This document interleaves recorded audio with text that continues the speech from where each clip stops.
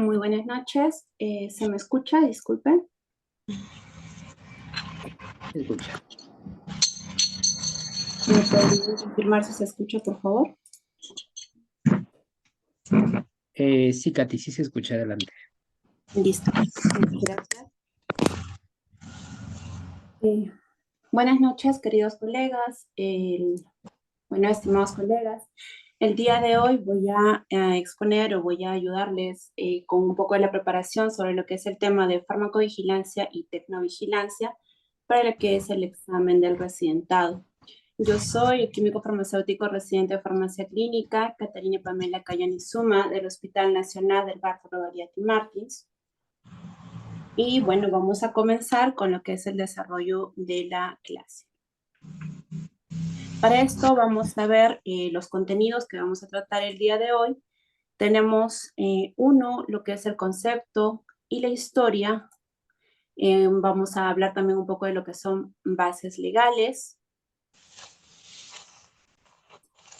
Vamos a hablar de lo que son las herramientas de farmacovigilancia y tecnovigilancia. Vamos a ver lo que es farmacovigilancia aplicada y finalmente vamos a tener que explicar lo que son los análisis de las reacciones adversas medicamentosas y la causalidad. Entonces, comenzando, vamos a iniciar por lo que son los conceptos. Y para esto vamos a iniciar con el concepto de farmacovigilancia, el cual, según la OMS y tal como lo dice en el Decreto Supremo 016-2011 de la norma peruana, la farmacovigilancia es la ciencia y las actividades que se relacionan con la detección, la evaluación, la comprensión y la prevención de los efectos adversos de los medicamentos o cualquier otro problema relacionado con ellos. Este es básicamente el concepto que maneja la OMS y también nuestro decreto supremo de lo que es farmacovigilancia. Luego tenemos el de la definición de lo que es una reacción adversa al medicamento, que es cualquier reacción nociva, no intencionada, que aparece tras el uso de un medicamento o producto farmacéutico, hablemos también de dispositivos médicos, en el ser humano para lo que es profilaxis, diagnóstico o tratamiento, o también para modificar funciones biológicas, ¿no? Todo esto lo podemos encontrar en el Decreto Supremo 016-2011, como les decía, que luego lo vamos a revisar un poco en lo que son normas legales y que ustedes además tienen que leer porque todos estos decretos supremos de una u otra manera o de alguna de estas normas legales van a ingresar en el examen de residentado. Luego vamos a hablar entonces de la farmacovigilancia. No solamente va a ver lo que son reacciones adversas a medicamentos, sino también se encarga de evaluar lo que es la falta de eficacia, errores de medicación y uso inadecuado. Todo lo que tiene que ver con el medicamento o dispositivos médicos o producto farmacéutico. Luego vamos a ver aquí la relación entre los conceptos de los problemas relacionados con medicamentos, eventos adversos, reacciones adversas, errores de medicación y fallo terapéutico.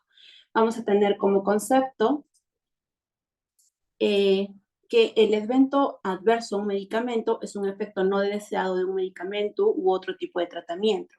Dentro de los eventos adversos encontramos a las reacciones adversas a medicamentos y dentro de ellos al fallo terapéutico. Ahora, un grupo más grande es el error de medicación, el cual es cualquier incidente prevenible que puede causar daño al paciente o dar lugar a una utilización inapropiada de los medicamentos cuando están bajo el control de los profesionales sanitarios o del mismo paciente consumidor. Tenemos que ver que estos sí son prevenibles y dentro de estos podemos encontrar algunas RAMs y fallos terapéuticos, pero no todos los errores de medicación son clasificados como RAM. Pero sí, todos estos problemas antes mencionados van a englobar a lo que son los problemas relacionados a los medicamentos. ¿Y cuáles son los problemas relacionados a los medicamentos?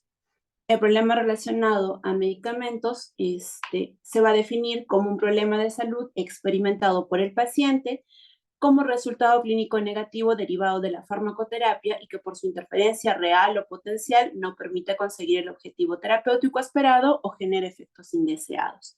Dentro de la atención farmacéutica, nosotros vamos a ver que como parte del seguimiento farmacoterapéutico vamos a tener la detección y resolución de múltiples problemas relacionados al medicamento. estos están clasificados a su vez por necesidad, efectividad y seguridad. Seguramente si no lo han revisado antes, lo van a revisar en lo que es atención farmacéutica, lo que son propiamente los problemas relacionados a medicamentos. Ahí se van a dar cuenta también que ahora en la nueva norma técnica, bueno, no nueva, sino del 2022, la resolución ministerial 554 del 2022, también nos habla en el manual de buenas prácticas de oficina farmacéutica del seguimiento farmacoterapéutico y nos dice que está definido como una secuencia lógica, sistemática, continua y documentada, orientada a obtener resultados tangibles que van a mejorar la salud de nuestros pacientes o usuarios y se traduce en conseguir individualmente que la farmacoterapia sea necesaria, efectiva y segura. Entonces, cuando nosotros nos ponemos a revisar lo que son problemas relacionados a medicamentos, nos vamos a dar cuenta que dentro de su clasificación vamos a evaluar la necesidad, la efectividad y la seguridad. Cualquiera de los problemas que tengan que ver con estos 3 puntos se van a definir como un problema relacionado al medicamento. ¿Dónde encontramos esta definición? En el Decreto Supremo 014-2011, que es el reglamento de establecimientos farmacéuticos. Ahora vamos a revisar un poco de lo que son las organizaciones que están encargadas de lo que es la farmacovigilancia a nivel mundial. Y entonces en nuestra línea de tiempo vamos a tener primeramente a la Organización Mundial de la Salud, que en 1948 fue creada por la ONU y tiene su sede en Suiza. La Constitución de la Organización Mundial de la Salud entró en vigor exactamente el 7 de abril de 1948 y su función es la coordinación internacional de la sanidad dentro de la Organización de las Naciones Unidas. Va a monitorear la seguridad de los medicamentos y va a promover la notificación y evaluación de los efectos adversos relacionados con el uso de medicamentos. Además, establece los estándares y directrices, capacitan y tienen apoyo técnico para lo que es la evaluación y la notificación de los eventos adversos, va a coordinar además las redes internacionales de farmacovigilancia y se encarga de lo que es la evaluación de la seguridad de los medicamentos. Luego tenemos, en 1949, se va a fundar el Consejo de Organizaciones Internacionales de las Ciencias Médicas, que fue creada en 1949 por la OMS, por la Organización Mundial de la Salud, y la Organización de las Naciones Unidas para la Educación, la Ciencia y la Cultura, con el objetivo de guiar la investigación sanitaria. Esta también es una colaboradora y colabora con la OMS y otras entidades para mejorar la seguridad de los medicamentos a nivel mundial. Luego tenemos en el orden cronológico la fundación de la International Federation of Pharmaceutical Manufacturers and Association, que va a representar las asociaciones nacionales de la industria farmacéutica y las empresas farmacéuticas de todo el mundo. Esta está dada por sus siglas IFMA, y también uno de los objetivos de ella es reforzar los sistemas de regulación, incluida también la farmacovigilancia, desde la perspectiva de la industria farmacéutica.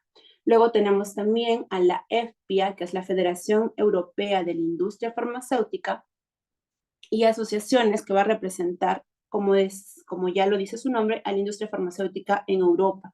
Va a contar con varios grupos de trabajo de expertos, dentro de los cuales 2 de ellos son el grupo de farmacovigilancia y el grupo propiamente de la EFPIA y un grupo internacional de farmacovigilancia. Luego tenemos en 1978 también se va a dar el centro colaborador de Uppsala, que es el más conocido para lo que es monitorización. Es un centro que va a proporcionar apoyo técnico y operativo al programa de vigilancia farmacéutica internacional de la OMS, en el que van a colaborar más de 150 países, dentro de los cuales está también Perú. Este centro colaborador va a gestionar una base de datos de seguridad mundial de la OMS, que es la llamada BigBase, la cual vamos a verla después. Su función principal es apoyar los esfuerzos de la Organización Mundial de la Salud y de otros países en el fortalecimiento de los sistemas de farmacovigilancia y en la promoción de la seguridad de los medicamentos. Luego vamos a tener en 1990 que se va a fundar el Consejo Internacional de Armonización, que reúne a todos los organismos reguladores de Europa, Japón y Estados Unidos, y las directrices de este Consejo Internacional se consideran como bases de la regularización armonizada de la farmacovigilancia. Es una organización que va a reunir a los reguladores de la industria farmacéutica de diferentes partes del mundo para desarrollar estándares y directrices que armonicen los requisitos técnicos para el registro de productos farmacéuticos. Entonces, todos estos organismos a nivel mundial están encargados de lo que es la farmacovigilancia, el seguimiento de lo que son las reacciones adversas o problemas adversos a los medicamentos y dispositivos médicos. Tenemos que saber especialmente cuáles son las funciones de Uppsala y de la Organización Mundial de la Salud, que lo podemos encontrar en cada página de ellos, ¿no? Ahora vamos a ver un poco de lo que son hechos históricos que van a dar inicio a la farmacovigilancia propiamente dicha. Uno de ellos, y no sé, tal vez ustedes lo han escuchado, es uno en 1948, que es el caso de Hannah Greener, una joven sana de 15 años del norte de Inglaterra que se va a convertir en la primera muerte registrada atribuida directamente al cloroformo. Un año antes, el escocés Sir James Simpson descubre que el cloroformo es un anestésico más seguro y potente que el éter. Hannah, esta joven, necesitaba que le quitaran la segunda uña del pie, pero 2 minutos después del inicio de la operación estaba muerta. Ella se había sometido anteriormente a una operación similar que había sido exitosa con éter dietílico, pero el uso del cloroformo era justamente porque le producía menos náuseas y vómitos que el éter. La causa exacta no se llega en ese momento a dilucidar. Se piensa que es desde una sobredosis del anestésico hasta otro tipo de complicaciones secundarias, ¿no? Este caso fue muy controvertido en ese tiempo y preocupante por los anestesiólogos. Hubo una oposición generalizada popularmente a este tipo de anestesia, pero esto cambia después de que la reina Victoria recibe cloroformo con éxito durante el nacimiento del príncipe Leopoldo en el año 1853. Años más tarde de este primer caso, se van a conocer luego 109 casos más de una muerte súbita asociada al uso de cloroformo, por lo cual The Lancet invita a los médicos a reportar las muertes relacionadas con este anestésico, convirtiéndose así en el primer intento de la notificación voluntaria de sospecha de una reacción adversa. Otro evento importante luego de este es el que se da en 1937. En ese tiempo muchos médicos no contaban con ofertas antimicrobianas y la terapéutica se limitaba a un solo fármaco de formulación oral sólida, que era la sulfonamida. Tras la necesidad de contar con una formulación para facilitar el uso en niños, el químico y director del departamento de química de McGill Company of Bristol, el químico Harold Cole Watkins, logró una solución de sulfonamidas a la cual denominó el elixir de las sulfonilamidas. En el transcurso de ese mismo año se comunica la muerte inesperada de 6 personas tras la ingestión de este elixir. Este director del departamento de química había observado experimentalmente que la sulfanilamida se disolvía bien con el dietilenglicol. En el laboratorio de control examinó que la solución había sido o tenía un aspecto bueno, una fragancia satisfactoria, por lo cual inmediatamente empiezan a producirlo y lo envían a todo el país, ¿no? Se envió a alrededor de 630 pedidos en todo el país, y por entonces o por esos años las leyes sobre el control de alimentos y medicamentos no exigían pruebas de toxicidad para la distribución de los medicamentos. Por lo tanto, Watkins no se dio cuenta de que el solvente que estaba utilizando, el dietilenglicol, era un anticongelante altamente tóxico cuya ingestión podía producir la muerte, como así lo hizo. Los primeros envíos de este elixir fueron efectuados a principios de septiembre. Y a tan solo un mes más tarde, la Asociación Médica Americana, la AMA, tuvo conocimiento de que este preparado poco conocido estaba produciendo muerte de pacientes cuando lo ingerían. Cuando la FDA es informada sobre este problema por la AMA, moviliza a sus inspectores y químicos para visitar las farmacias y médicos de los estados a los que se había enviado el elixir con el fin de recuperarlo. Tras el amplio despliegue de estos medios, la empresa llega a recuperar la mayor parte del elixir distribuido, pero la pequeña parte que ya se había prescrito y dispensado ocasionó más de un centenar de muertes, algunas de niños con pocos días o semanas de edad, ¿no? La FDA solicita entonces al Departamento de Farmacología de la Universidad de Chicago que determine la causa de las muertes, y estos determinan que el resultado fatal no se debía a una reacción adversa, sino al efecto tóxico del excipiente utilizado, el dietilenglicol. Los niños que estaban entre los 7 y 21 días de edad sufrieron síntomas típicos como ese fracaso renal, con anuria, dolor abdominal intenso, náuseas, vómitos, estupor y convulsiones. En ese entonces ya habían artículos científicos que mostraban un efecto letal del dietilenglicol. Por ello, si se hacía un experimento sencillo en animales, se habría descubierto el efecto nefrotóxico del elixir de la sulfanilamida. Pero, como decíamos, en ese entonces la ley no prohibía la venta de sustancias que no eran estudiadas experimentalmente previamente, incluso aquellas que tenían gran potencial tóxico. Por lo tanto, Watkins no había hecho el experimento previo de la toxicidad de este medicamento y se distribuyó. En ese entonces, el dueño de la compañía se exime de responsabilidad diciendo que no era responsabilidad del laboratorio, que no era intencional y que incluso ellos no podían haberlo previsto, cosa que Watkins pareció no estar de acuerdo porque un tiempo más tarde se suicida. Este es el segundo caso, también bastante conocido, y el tercer caso que todos conocemos y el que todos hemos escuchado es en 1961, el desastre de la talidomida. Como les digo, ya todos conocemos la focomelia causada por la talidomida. El doctor McBride, que es ginecólogo y obstetra australiano en esa época, publica en The Lancet también una carta al director con la sospecha de relación entre la talidomida y un incremento de casos de focomelia. El daño fue estimado alrededor de 10.000 nacidos vivos en países europeos como Alemania, Reino Unido, España, Francia, también Australia, Canadá y Japón. Y debido a esto, la OMS convoca a la 16 Asamblea Mundial de Salud en 1963, 2 años más tarde, teniendo como principal preocupación la necesidad de un medio para la rápida comunicación de reacciones adversas a medicamentos.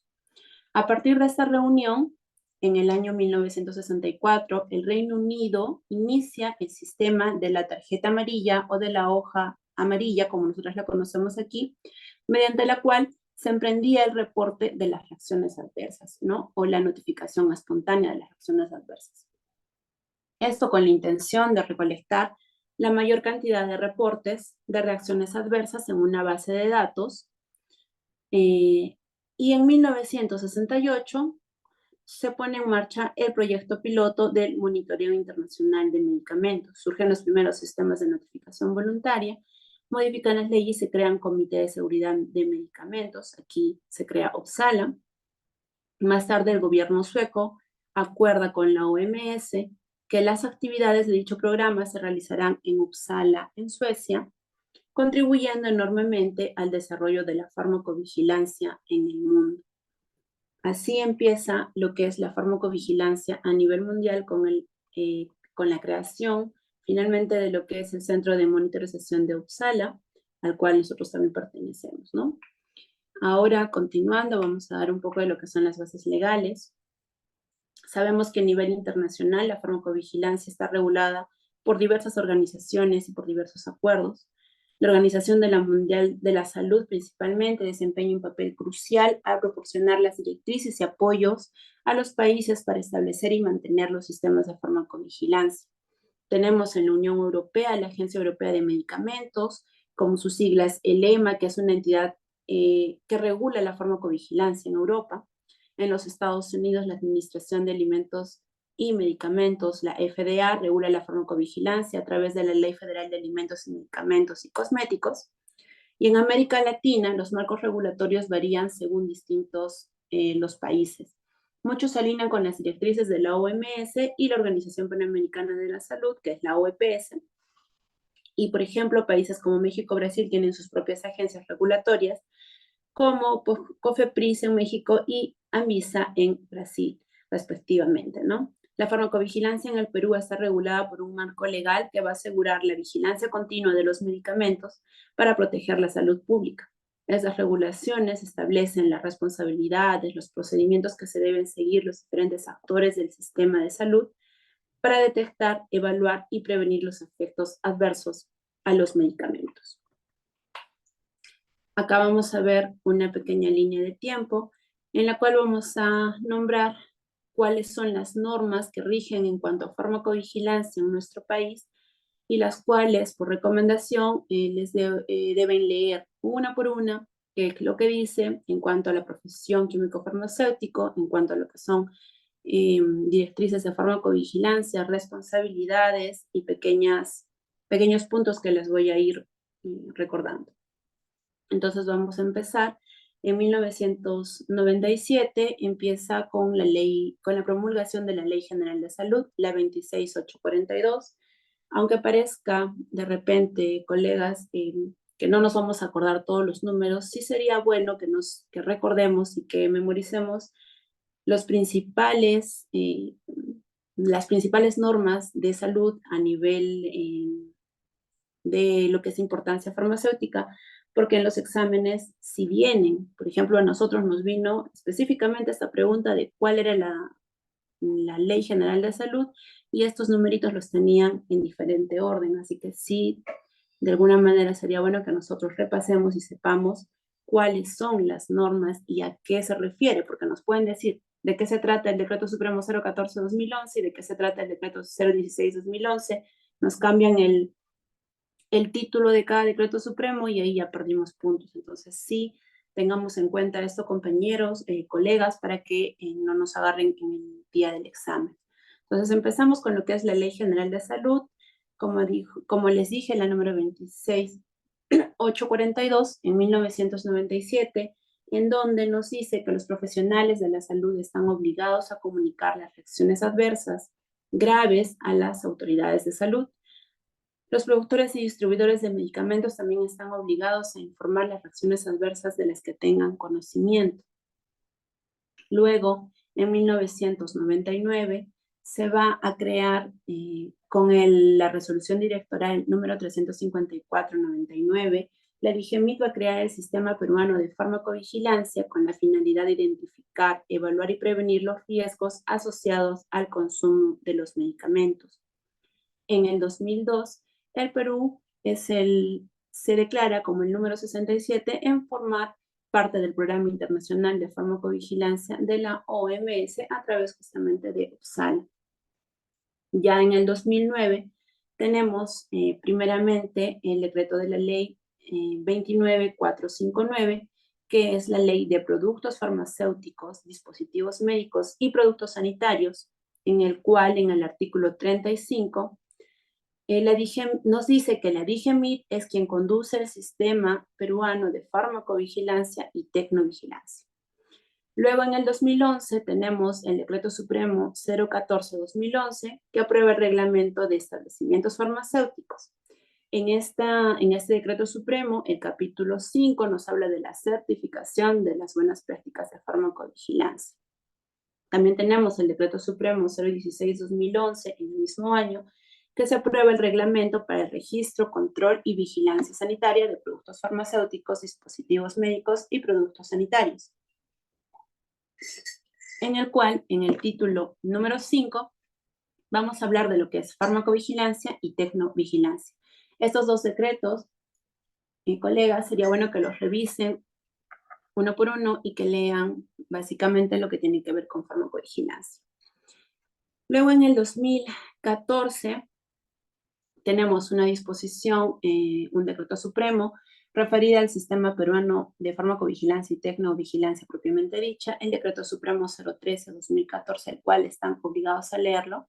Si quieren saber, allí vienen también preguntas en cuanto a este apartado de farmacovigilancia. Y también tenemos en el año 2016 la Resolución Ministerial 539, en el cual se va a establecer la norma técnica sanitaria que regula las actividades de farmacovigilancia y tecnovigilancia de productos farmacéuticos, dispositivos médicos y productos sanitarios. Estas dos son básicamente las normas legales que rigen dentro de lo que son las disposiciones al sistema peruano de farmacovigilancia y tecnovigilancia, en los cuales, como les digo, están obligados a leer. En el año 2018 ya tenemos la aprobación de la norma técnica sanitaria 139, que nos habla que es la norma técnica de salud para la gestión de la historia clínica, en la cual también hace un apartado de lo que es la farmacovigilancia. Tenemos que saber que para nuestro reporte de sospechas, de reacciones adversas, debemos tener una buena gestión de nuestra historia clínica. También en la resolución ministerial en el 2020, en la 1053, nos habla del manual de buenas prácticas de farmacovigilancia. Ahora, en el año 2022 tenemos ya una resolución ministerial, la 316-2022, que es el perfil de competencias esenciales que orientan a la formación de los profesionales de la salud. Ahí se encuentran las competencias del químico farmacéutico, psicólogo, nutricionista y cirujano dentista, del cual nosotros tenemos que leer también lo que compete a lo que son competencias y obligaciones del químico farmacéutico.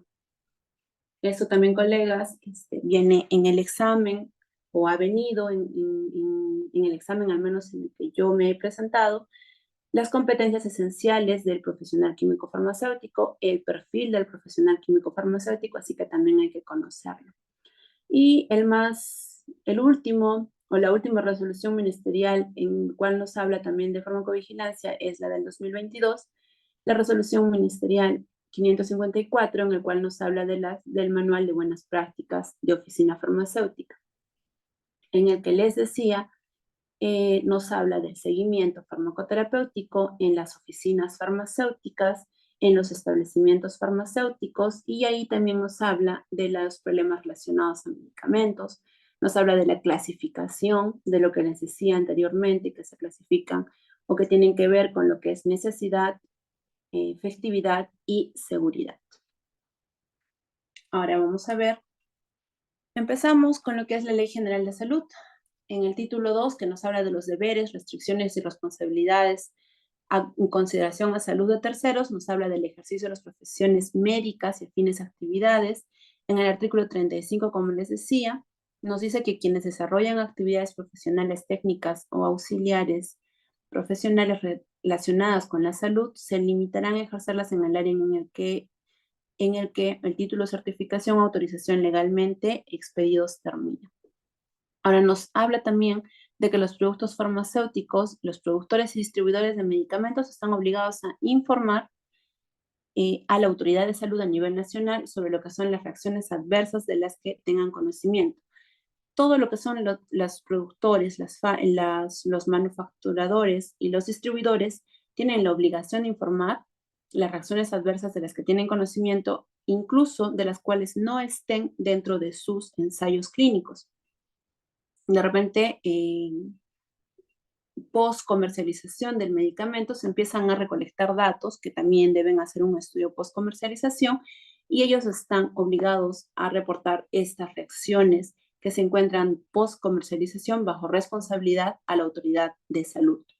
Ahora, la autoridad de salud es la que va a recoger y evaluar la información sobre las reacciones adversas de los medicamentos que se comercializan a nivel del país y va a adoptar las medidas que hubiese que adoptar en el lugar para resguardar la salud de la población. Hablamos también de la resolución directoral 554, en el cual se va a crear el sistema peruano de farmacovigilancia, donde nos dice que no todas las reacciones adversas a los medicamentos pueden ser detectadas antes de que estos se comercialicen, lo que les decía, ¿no? Antes de que se comercialicen los medicamentos, en los estudios, en los ensayos de fases clínicas, no se va a poder detectar todas las reacciones adversas. Para esto es necesario los ensayos o los estudios post-comercialización para evaluar tanto la eficacia como la seguridad de estos medicamentos. Entonces, una vez el medicamento ya está aceptado y está comercializado, se empiezan a detectar otro tipo de reacciones adversas. Según estos informes, alrededor del 51% de los medicamentos ocasionan serias reacciones adversas una vez que ingresan al mercado. De ahí viene la necesidad de identificar y valorar los efectos del uso agudo y crónico de los tratamientos farmacológicos en el conjunto de la población o en grupos de pacientes expuestos a tratamientos específicos. La farmacovigilancia, entonces, es una disciplina que permite supervisar, evaluar, monitorizar o hacer un seguimiento a estos pacientes expuestos al consumo de medicamentos basándose en técnicas o herramientas metodológicas que difieren en grado de complejidad. Aquí, en cuanto a los sistemas de detección y cuantificación de reacciones adversas, el más conocido, el más extendido, es la notificación voluntaria, realizada principalmente por el prescriptor o por los profesionales de la salud que estén relacionados con la distribución del medicamento, con la prescripción del medicamento, que van a dar las sospechas de los efectos adversos indeseables que se van a detectar en los pacientes. Ahora, este sistema está coordinado a nivel internacional por la Organización Mundial de la Salud, en el que van a participar más de 50 países alrededor del mundo. Como decía, nosotros estamos en el número 57 en ingresar a lo que es el sistema de farmacovigilancia a nivel de la OMS. Seguimos con la Ley de Productos Farmacéuticos, Dispositivos Médicos y Productos Sanitarios, en la cual nos dice que es obligación de los profesionales y de los establecimientos de salud de todo ámbito donde se desarrolla la actividad profesional, reportar a los órganos desconcertados o a la Autoridad Nacional de Productos Médicos y Dispositivos Sanitarios a nivel regional también, según corresponda a donde estemos clasificados, las sospechas de las reacciones adversas y eventos adversos de los medicamentos. Otros productos farmacéuticos, dispositivos médicos y productos sanitarios que se prescriben, dispensan o administran, según lo establece el reglamento respectivo. La información de los reportes y los eventos adversos, de las reacciones y eventos adversos, tienen carácter confidencial, así que no se dice quién está reportando ni de dónde se reporta, todo esto se va a mantener confidencialmente. El otro reglamento, el que nos decía el 014-2011, nos habla de las buenas prácticas de farmacovigilancia, que es un conjunto de normas destinadas a garantizar la autenticidad, calidad de los datos recogidos, confidencialidad de las informaciones relativas a la identidad de las personas que hayan presentado o notificado, y el uso de criterios uniformes de la evaluación de notificaciones en lo que es la generación de señales de alerta. También aquí vamos a ver, como les decía, en el título 5, de lo que habla de la farmacovigilancia y tecnovigilancia, nos habla de los aspectos generales, nos habla del sistema peruano de farmacovigilancia, quiénes son los que van a formar parte de este sistema peruano, nos habla de otros aspectos relacionados a la farmacovigilancia y la tecnovigilancia. Aquí vamos a ver, esto es una foto de cómo se ve en la norma, y aquí vamos a ver quién es la autoridad nacional de lo que es medicamentos. En el sistema peruano de farmacovigilancia y tecnovigilancia, el Centro Nacional es la autoridad nacional del medicamento, ¿no? La DIGEMET. Los centros de referencia son las autoridades regionales de salud, las DISAS, las DIRESAS, las JERESAS y las DIRIS, y salud, la sanidad, Fuerzas Armadas, la Policía Nacional. Esas son centros de referencia de cada uno. Ellos reportan a la autoridad nacional. ¿Y quiénes les reportan a los centros de referencia? Los titulares del registro sanitario, los establecimientos de salud públicos y privados, los establecimientos farmacéuticos públicos y privados y los profesionales de la salud. Todos ellos reportan a los centros de referencia y los centros de referencia reportan al Centro Nacional. ¿Cuál es el objetivo del sistema peruano de farmacovigilancia y tecnovigilancia? Vigilar la seguridad de los productos farmacéuticos, dispositivos médicos y productos sanitarios para prevenir y reducir el riesgo. Principalmente es por eso que se hacen los reportes, para prevenir y reducir el riesgo de lo que son el uso de los productos farmacéuticos. Esto lo vamos a encontrar en el Decreto Supremo 013-2014, que va a dictar las disposiciones referidas al sistema peruano de farmacovigilancia y tecnovigilancia. Aquí tenemos luego la resolución ministerial 539-2016, en donde nos va a decir lo que son las actividades de farmacovigilancia y tecnovigilancia a desarrollar por los integrantes del Sistema Peruano de Farmacovigilancia. Ahí nos va a decir las actividades de la Autoridad Nacional, del Centro Nacional de Farmacovigilancia, de las direcciones regionales, de los centros de referencia, y también nos habla de los reportes y de los tiempos que deben cumplir estos sistemas peruanos para reportar sus reacciones. Por ejemplo, tenemos que los profesionales de la salud deben reportar, ¿no?, los incidentes adversos leves o moderados en un plazo no mayor a 72 horas. Pero cuando es una reacción adversa grave, debe ser reportada dentro de las 24 horas, conocido el caso. En lo que es los establecimientos de salud público y privados o establecimientos farmacéuticos que reportan al centro de referencia regional, es también igual, ¿no? En lo que son incidentes leves o moderados, tienen que ser remitidas en un plazo no mayor a 15 días.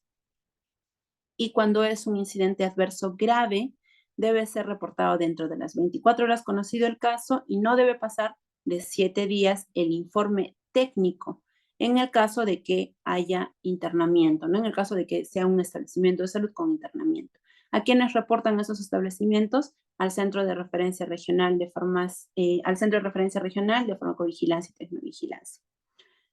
Por su parte, los centros de referencia, regional, la Sanidad, las Fuerzas Armadas, el PN, la Policía Nacional del Perú, lo que es salud, los centros de referencia institucional, los titulares del registro sanitario y certificado, van a remitir sus reportes al Centro Nacional de Farmacovigilancia y Tecnovigilancia. En lo que son incidentes adversos leves, es en un plazo no mayor de 20 días de conocido el caso, y en lo que son incidentes graves, debe ser reportadas dentro de 24 horas, y el informe técnico no debe ser remitido en más de 10 días, el informe técnico o de investigación a lo que es el Centro Nacional. Entonces, en esta norma vamos a encontrar esos tiempos de los cuales ustedes también tienen que tenerlo claros, cuánto tiempo tenemos para reportar como profesional, cuánto tiempo tenemos para reportar si somos un establecimiento farmacéutico, si somos un establecimiento con internamiento o sin internamiento de salud pública, si somos un centro de referencia, en cuánto tiempo se debe reportar a las instancias correspondientes, y cuando es leve o cuando es grave van a variar esos tiempos. Entonces eso también hay que revisarlo y tenerlo claro.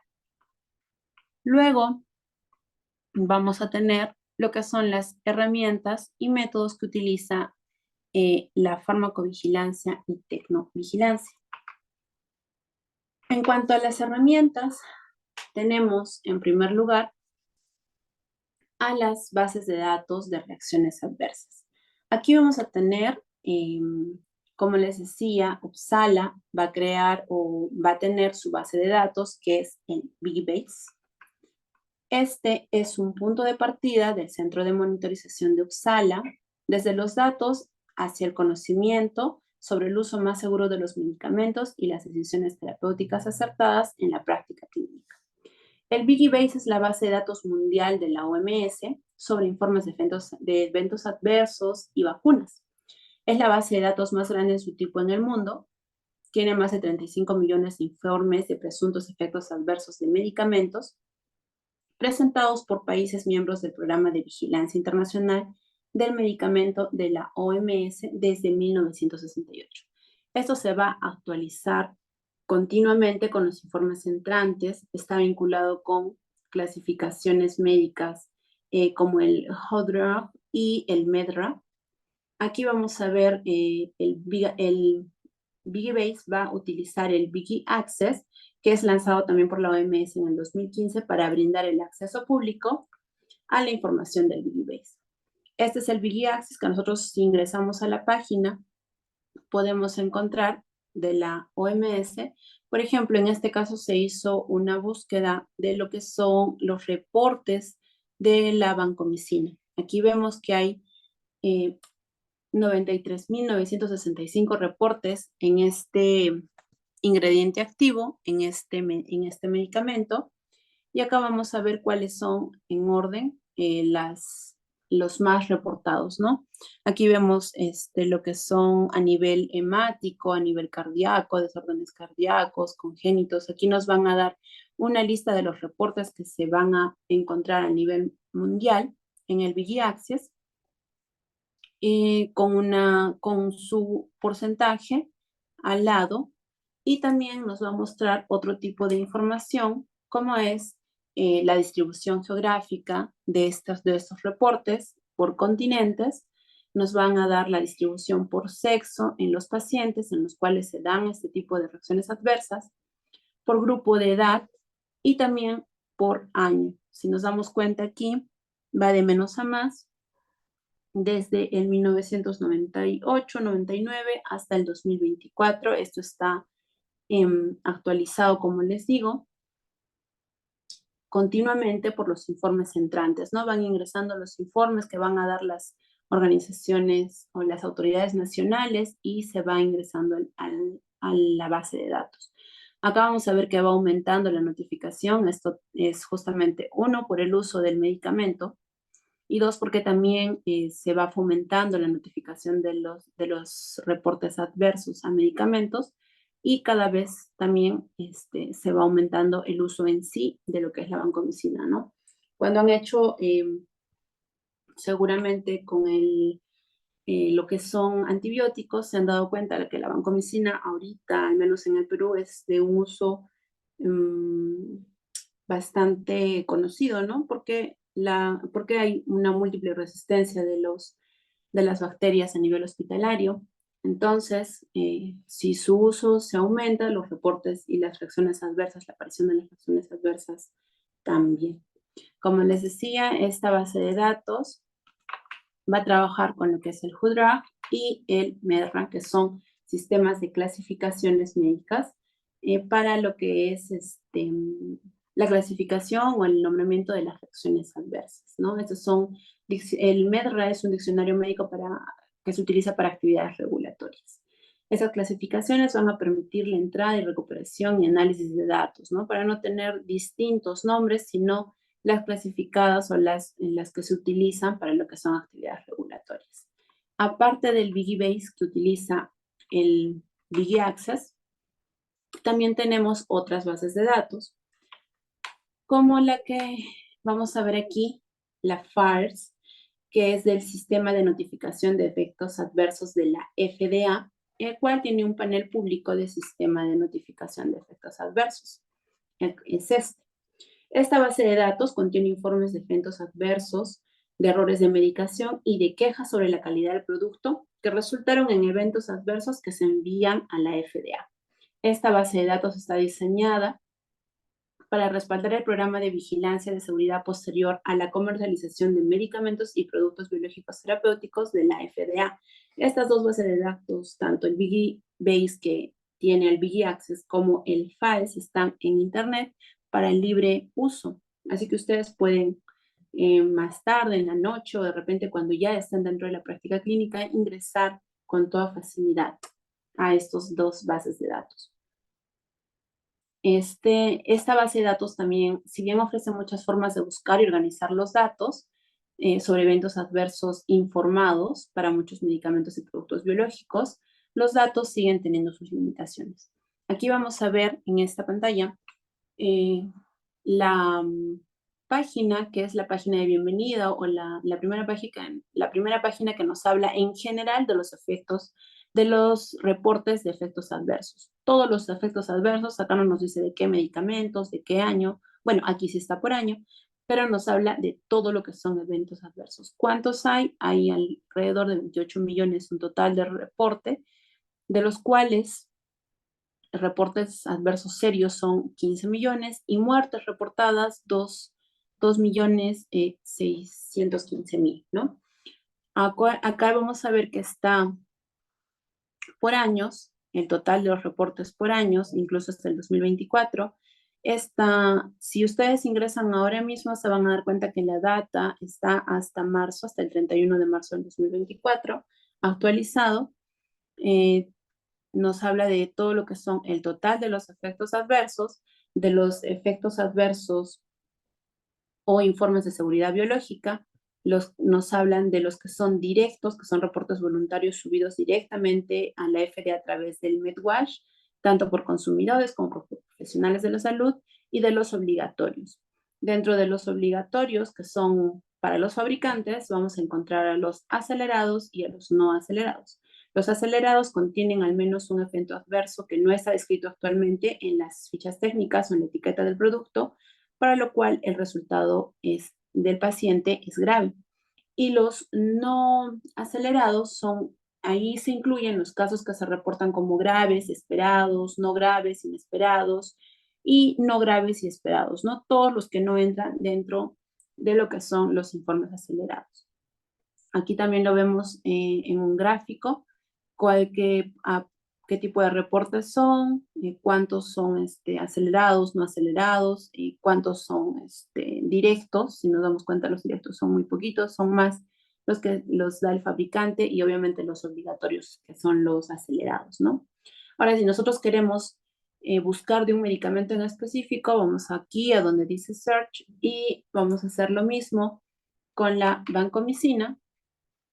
Aquí vemos igual, ¿no? Para lo que es la vancomicina, vemos que el total de casos reportados son 43.240, en el caso de eventos serios 38.000, en el caso de muertes hay 6.000 muertes reportadas asociadas con la vancomicina, y como les digo, esto no quiere decir que estos 6.000 casos todos son por culpa de la vancomicina, sino que están asociados. Recordemos que esto es una base de datos de los reportes de sospecha de efecto adverso, que quiere decir que sospechamos que puede ser el medicamento, mas no está diciendo que sí es por culpa o que es a causa del medicamento. Para eso se tienen que hacer las evaluaciones de causalidad que vamos a ver más adelante.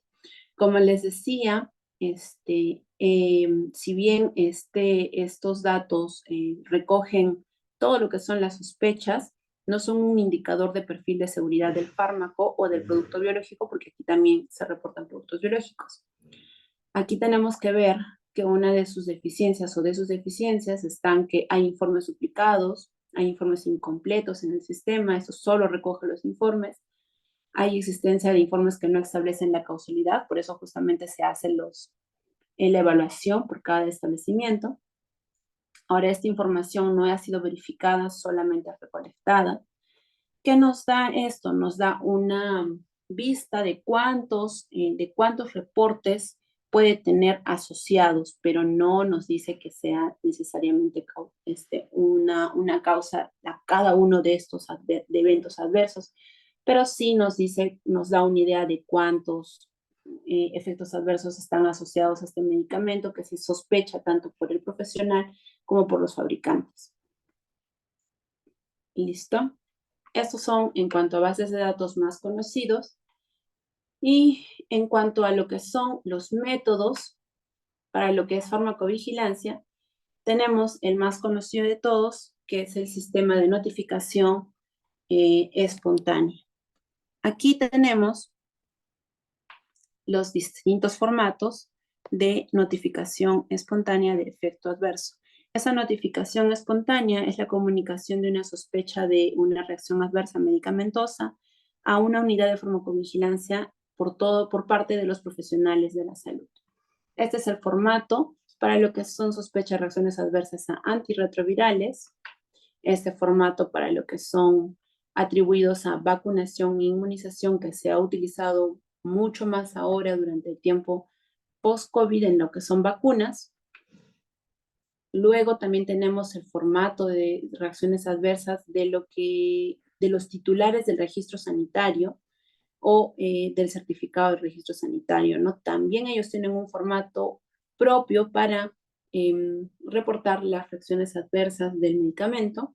Y el que nosotros todos conocemos, bueno, aquí nos falta el de TBC, que también tiene su propio formato, y el que todos conocemos, hemos utilizado el formato de notificación de sospecha de productos de reacciones adversas a medicamentos u otros productos farmacéuticos por profesionales de salud. Este es el que vamos a utilizar nosotros en la práctica clínica. Para aquellos que vayan a hacer tanto farmacia clínica y hospitalaria, es una obligación nuestra hacer este reporte de sospecha de reacciones adversas. Todos los meses, todos los días que nosotros veamos o sospechemos una reacción adversa, una vez que estén dentro se van a dar cuenta que es todos los días. Tenemos la obligación de notificarlas y en el caso de los clínicos, evaluarlas. Entonces, la notificación de sospecha, tenemos este reporte, y en el caso de los que van o trabajan en e-salud, también el JETSI tiene su propio formato que, bueno, si lo hacemos a mano, vamos a utilizar este mismo formato, pero si nosotros deseamos hacerlo a través de la página del JETSI, vamos a ver que en la página misma del JETSI tenemos la notificación de sospecha de reacciones adversas.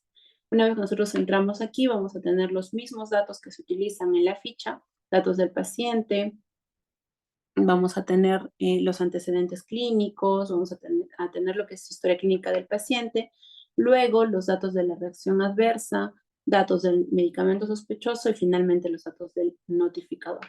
¿Cuáles son los campos obligatorios a llenar y los cuales nos van a dar las herramientas para hacer la evaluación de la causalidad nosotros de esta reacción adversa? Son, en primer lugar, los nombres o iniciales del paciente. Si nosotros queremos mantener la confidencialidad, entonces solamente se utilizan las iniciales del paciente. En el caso de salud, en donde, bueno, personalmente estoy haciendo yo el residentado, nosotros ponemos, además de eso, el DNI para poder hacer el seguimiento a través del sistema de salud. En el caso de lo que es MINSA, sí se pone las iniciales y si se puede, ¿no? La historia clínica o el DNI. La edad es importante porque también sabemos que de acuerdo a los grupos de edad están clasificadas algunas reacciones adversas, o al menos la presentación de algunas reacciones adversas se pueden clasificar por grupos etarios. El sexo del paciente también es importante y obviamente el establecimiento para saber dónde ha pasado este efecto adverso, dónde ha pasado este problema relacionado al medicamento. Luego tenemos la descripción de la reacción adversa y aquí tenemos que saber qué cosa es lo que nosotros notificamos. Entonces, ¿qué se notifica? Se notifica reacciones adversas a medicamentos, tanto las esperadas, las conocidas, las inesperadas o desconocidas.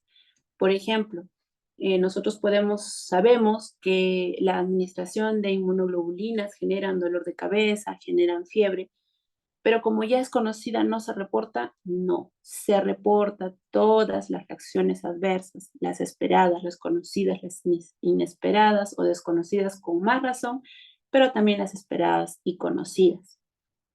Que se reporta también los errores de medicación, obviamente una vez que lo detectemos. La falta de efectividad de medicamentos también se deben notificar. Los medicamentos con problemas de calidad también, a veces a partir de una notificación de reacción adversa, se da cuenta o se hace la investigación y podemos llegar a concluir que es un problema de calidad del medicamento. Por eso es que nos piden también la información sobre el medicamento, que también se notifica el uso para indicaciones no aprobadas, los usos off-label. Hay muchos medicamentos que tienen usos off-label, para los cuales se utilizan en distintos medios hospitalarios y en algunos de esos casos se pueden utilizar distintas dosis o distintos tiempos de administración y nos puede dar efectos adversos. Esto también se debe notificar. Se debe notificar también las interacciones medicamentosas, el uso y el abuso y mal uso de los medicamentos.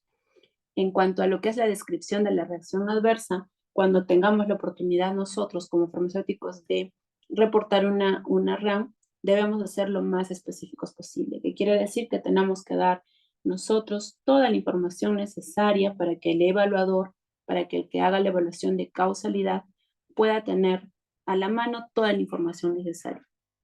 Por ejemplo, los evaluadores en e-salud tienen acceso a la historia clínica a través del sistema de salud, que es por internet, por eso les decía que se utiliza el DNI, y pueden revisar todas sus evoluciones, su historia clínica, su medicación, pero no en todos los casos se da esto, y probablemente también en el mismo de salud no se escribe todo lo que sí podríamos escribir nosotros en este en esta sospecha de reacción adversa, y en el cual nosotros como profesionales de salud, como farmacéuticos, los cuales estamos especializados en el manejo del medicamento, tenemos que tener mucho más cuidado, ¿no? Tenemos que describir desde cuándo empieza la reacción adversa, cómo empieza, qué medicamento tomó, después de cuánto tiempo, antes de ello qué tomaba o qué otra cosa puede estar involucrada en esta reacción adversa, cuánto tiempo se presenta la reacción adversa, en cuánto tiempo mejora, qué cosa le dan, si es que necesita algún medicamento, si es que por A o B es una reacción, digamos, cutánea, la cual se le puede dar, no sé, clorfenamina endovenosa, también se debe describir si ha utilizado un medicamento para solucionar este efecto adverso, o si no, también se debe describir en qué termina esta reacción adversa. Si nosotros durante el tiempo que estamos haciendo el seguimiento y la notificación, aún la reacción adversa se mantiene, se debe poner que el paciente todavía no ha concluido o no se ha resuelto por completo, ¿no? Entonces, esto es importante, es una de las cosas más importantes, describir correctamente la reacción adversa del medicamento. Y luego tenemos obligatoriamente también la fecha de inicio de la RAM. Como les decía, la fecha de final no la podemos de repente describir porque para algunas reacciones adversas son meses, los cuales va a durar, o probablemente puedan dejar una discapacidad o una incapacidad, no tiene una fecha final, pero sí aquí podemos ver que nos dice, ¿no? Que podemos marcar si prolongó la hospitalización, si produjo discapacidad, si produjo una anormalidad congénita, si puso en grave la vida, en riesgo grave la vida del paciente, y tenemos que ver el desenlace. ¿Se recuperó? ¿No se recuperó? ¿Se recuperó y dejó una secuela? ¿De repente murió el paciente? O incluso si no sabemos qué pasó con el paciente, en el caso de las oficinas farmacéuticas, si el paciente se fue y nunca supimos qué pasó, también podemos marcar aquí desconocido. Luego, en cuanto a lo que es la información del medicamento o el producto sanitario, tenemos muy importante y básicamente obligatorio el nombre comercial y genérico del medicamento. En este caso, para lo que son establecimientos de salud nacionales, tal vez solamente vamos a tener el nombre comercial, pero también sabemos, perdón, el nombre genérico, pero también sabemos que muchos de estos medicamentos, bien que tenemos como nombre genérico, pues tienen un laboratorio, ¿no? Un número de lote. Esto es importante. ¿Para qué? Para evaluar lo que son medicamentos con problemas de calidad. Muchas veces, y cuando ustedes se pongan a evaluar en algún momento una notificación, se van a dar cuenta que estos campos no los llenan o no los llenamos, porque en algún momento yo tampoco lo he llenado. Pero cuando ustedes ya evalúen, se van a dar cuenta que esto sí es importante, porque a veces nos llegan la notificación del mismo medicamento durante todo un mes y no sabemos si es el medicamento o es un lote en específico o es un laboratorio en específico. Entonces sí es importante que nosotros llenemos todo esto. No nos los dan como obligatorio porque no nos dice acá con el asterisco, probablemente porque no todos estamos en un establecimiento hospitalario, porque probablemente es una notificación que lo podemos dar simplemente viendo un paciente una sola vez, de repente en una oficina farmacéutica, pero si nosotros podemos y tenemos a la mano, deberíamos llenarlo. Nos pide también la dosis, la frecuencia, la vía de la administración del medicamento, cuándo inicia el medicamento y cuándo termina de usar este medicamento. Si no hay una fecha final, si de repente el paciente necesita el medicamento, entonces no se llena, pero sí se debe especificar que no se ha retirado el medicamento. Aquí tenemos lo que es suspensión y reposición del medicamento, que se debe llenar en caso de que se aplique. Y finalmente, y muy importante, también los datos del notificador. También en este caso, colegas, yo sé que a veces es un poco, bueno, no a todos nos gusta poner de repente nuestro nombre, apellido y todos nuestros datos personales por miedo a que nos llamen, a que nos molesten, a que nos estén de repente preguntando, pero es importante porque si el evaluador no tiene los datos necesarios o no tiene la información necesaria, puede contactarse con el profesional que lo reporta, sea médico, sea enfermera o nosotros mismos.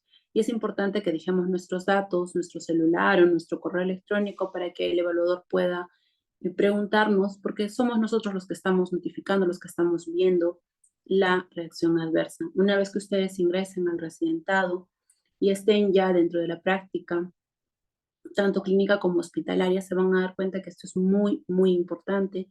Y cuando les toque ser ustedes evaluadores y no tengamos un nombre, un apellido, un teléfono, es complicado continuar con la evaluación cuando no tenemos los datos suficientes. Entonces, sí es muy necesario que tengamos los datos del notificador también. Ahora, en lo que es farmacovigilancia aplicada, tenemos que hablar necesariamente de la farmacovigilancia activa. La farmacovigilancia activa consiste en obtener información de sospechas de reacciones adversas a productos farmacéuticos de manera sistemática, generalmente con respecto a un determinado producto farmacéutico. Aquí ya no es una farmacovigilancia pasiva de lo que es la notificación espontánea, que es farmacovigilancia pasiva, que es, bueno, nosotros espontáneamente o porque sea nuestra decisión, vamos a notificar las reacciones adversas, sino aquí se hace de manera sistemática y se hace con un determinado producto farmacéutico o un determinado dispositivo médico o grupos de productos farmacéuticos o una determinada enfermedad durante un tiempo específico. Esto tampoco no lleva como en la notificación espontánea todas las veces que podamos, todo el tiempo que podamos, todos los días, sino tiene un tiempo específico. Este es un seguimiento propiamente dicho, que va a permitir estimar la cantidad de veces que se produce una reacción adversa y determinar justamente la incidencia de esta. Esto va a consistir en la implementación de estrategias de búsqueda de los eventos adversos o reacciones adversos. Aquí ya no solamente esperamos que nos lleguen las notificaciones o esperamos que pasen las reacciones, sino por el contrario, nosotros vamos y buscamos estos eventos o estas reacciones en la comunidad o en las instituciones hospitalarias en el contexto de un protocolo específico con instrucciones detalladas que nos va a responder preguntas sobre la frecuencia real de un evento o reacción conocida o no conocida y su asociación con el producto farmacéutico. Aquí vamos a ver dos tipos de sistemas. El sistema centrado en lo que es el medicamento, que se va a realizar sobre todo aquellos medicamentos con menos de 5 años de introducción en el mercado o aquellos que por alguna razón se determina que se debe motivar a su vigilancia, ¿no? En algún medicamento nuevo que recién se está utilizando, en algún medicamento que de uso biológico recién está ingresando, o que de repente ya en el sistema de reporte de notificación espontánea estamos viendo que hay una réplica de muchos reportes y necesitamos una farmacovigilancia activa, entonces por eso también se puede hacer y estos están centrados en el medicamento. Y tenemos, por el otro lado, los sistemas que están centrados en el paciente. En estos, la monitorización intensiva de los pacientes hospitalizados, independientemente del motivo por el cual se haya hospitalizado, y se va a centrar en la medicación que utilice durante el periodo de hospitalización. Se debe tener en cuenta, en este caso, los fármacos consumidos previamente. Debe ser controlado, a pesar de que haya variables confusoras, y esto va a servir para demostrar de una manera estadística la relación de causalidad entre el fármaco y el efecto adverso. Esto va a ser mediante la comparación de poblaciones que solo se diferencian entre lo que es la exposición y la no exposición en el medicamento en cuestión. Entonces, dentro de la farmacovigilancia activa, colegas, recordemos, tenemos dos sistemas, tanto lo que son centrados en el medicamento como lo que son centrados en el paciente. Y a diferencia de la pasiva, nosotros somos los que vamos a buscar el efecto adverso en un determinado producto farmacéutico o un grupo de productos farmacéuticos, por ejemplo, ¿no? Los antituberculosos, o en una determinada enfermedad y durante un tiempo específico. Sobre todo eso, durante un tiempo específico. Esto tiene protocolos, esto se hace se diseña específicamente para el medicamento o para lo que estamos buscando. Vamos a ver que aquí nos va a servir en la farmacovigilancia activa lo que es la supervisión intensiva de pacientes hospitalizados. Esta supervisión intensiva de pacientes hospitalizados se va a basar en la recogida de datos de pacientes hospitalizados mediante entrevistas, protocolos, va a incluir información recogida de datos sociológicos generales, hábitos del paciente, anamnesis farmacológica detallada en la cual nosotros vamos a preguntar qué cosa usa el paciente, qué otros medicamentos utiliza, qué ha utilizado antes, si el paciente tal vez tiene alguna predisposición a eventos adversos o a reacciones adversas. También vamos a ver lo que son la descripción de las pautas terapéuticas, de cómo se consume el medicamento, cómo se administra el medicamento, cada cuánto tiempo, en qué tipo de esquemas, y una descripción detallada también de las RAMs sospechadas. Por ejemplo, si nosotros estamos hablando de algún medicamento en el cual sabemos que tiene, no sé, un daño hepático en el que estamos sospechando, entonces tendremos aquí, tendremos pautas terapéuticas, perdón, tenemos algunos indicadores de esta función hepática, ¿no? Como son las transaminasas, la fosfatasa alcalina, a los cuales vamos a hacer el seguimiento de nuestros pacientes, porque ya tenemos de repente una descripción previa o un conocimiento previo. También aquí se va a dar la recogida de datos por distintos monitores, que pueden ser enfermeras, farmacéuticos, ¿no?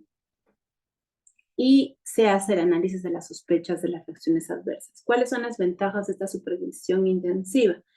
Es un método de elevada sensibilidad y de fiabilidad, ya que todos nuestros pacientes están hospitalizados, están constantemente evaluados por nosotros, por los monitores. En el caso de que lo hagamos los farmacéuticos o nosotros mismos, estamos viendo qué es lo que le pasa al paciente 24/7. Se puede de alguna manera controlar la medicación del paciente, sus actividades, ¿no? Tienen un costo razonable, identifica posibles efectos indeseables en el ámbito hospitalario y nos va a indicar las señales de alerta. En cuanto a sus desventajas en este tipo de seguimiento, supervisión intensiva, es que de por sí, por ser un medio hospitalario con muchos pacientes, va a necesitar muchos monitores, que probablemente no vamos a tener siempre a disposición, ¿no? Un enfermera o farmacéutico que esté 24 horas no se va a poder, o que esté dedicado solamente a recoger los datos del paciente, no va a ser tan factible. En lo ideal sería, ¿no?, que el paciente esté acompañado 24 horas con un profesional que es el monitor, pero no es solo un paciente, sino son muchos pacientes que podemos estar viendo a la vez y no tenemos los recursos humanos de repente para eso. Por eso es una desventaja de alguna forma.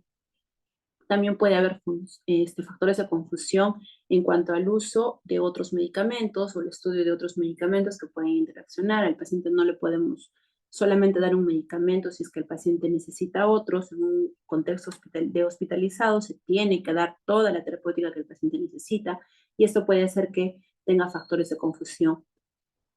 Ahora, va a incluir también solo fármacos que se utilice en el hospital de acuerdo a sus petitorios, ¿no? No todos los medicamentos se utilizan en todos los hospitales, no todos los petitorios son iguales a través de establecimientos de salud, y tampoco la disposición del medicamento no en todos los hospitales es la misma. Ahora, tampoco nos va a servir para la identificación de reacciones adversas que aparecen tras la exposición prolongada de un medicamento, ya sea o ya díganse años o meses después de la administración, como por ejemplo para las antraciclinas, que se pueden ver hasta en 14 años después de la administración del medicamento, ¿no? Para eso se tienen que hacer otro tipo de estudios, o estudios como los conocidos, los estudios epidemiológicos.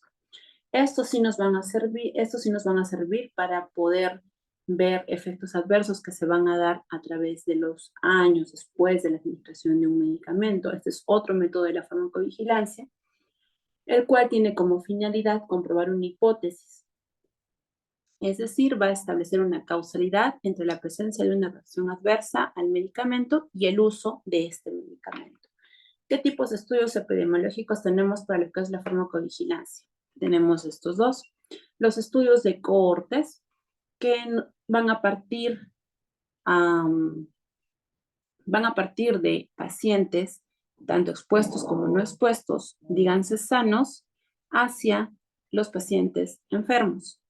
Aquí nos damos cuenta en el grafiquito, en color verde están los sanos y se empieza de esto, justamente del paciente sano, un grupo expuesto, un grupo no expuesto, y se va a hacer el estudio a través del tiempo en el cual vamos a encontrar al finalizar el estudio tanto pacientes sanos como enfermos. Y este es un estudio de cohortes. Luego también vamos a tener otro tipo de estudios, los estudios de casos y controles, en los cuales, por el contrario, vamos a iniciar con lo que es los pacientes enfermos y los pacientes sanos, que son los casos en lo que son los enfermos y los controles en lo que son los sanos, y vamos a hacer para atrás una revisión de qué o a qué factores estuvieron expuestos. Entonces, esta es la diferencia entre lo que son estudios de casos y controles, que seguramente también lo van a llevar o lo van a repasar en el curso de epidemiología, y si no, pues aquí tienen una pequeña aclaración de lo que son estos tipos de estudios que sirven en todo caso para lo que es la farmacovigilancia. Estos dos tipos de estudios van a ser bastante comunes para lo que son los estudios de farmacovigilancia, además de los estudios post-comercialización de los que también ya hemos hablado. Y entonces, para ya llegar al último tema, de repente uno de los, y también el más largo o el más pesado, es el análisis de causalidad. ¿Cómo se hace el análisis de causalidad? Esto es, después de un reporte o una notificación de una reacción adversa, después de que ya tenemos nuestros reportes en nuestro sistema de farmacovigilancia o en nuestra organización de farmacovigilancia de la oficina farmacéutica o del centro hospitalario, nosotros tenemos que hacer el análisis de la causalidad para determinar si el medicamento es realmente la causa de este efecto adverso o de este problema relacionado al medicamento. ¿Quiénes hacen esto? Los farmacéuticos, los médicos o los profesionales que estén capacitados para hacer este tipo de análisis de causalidad.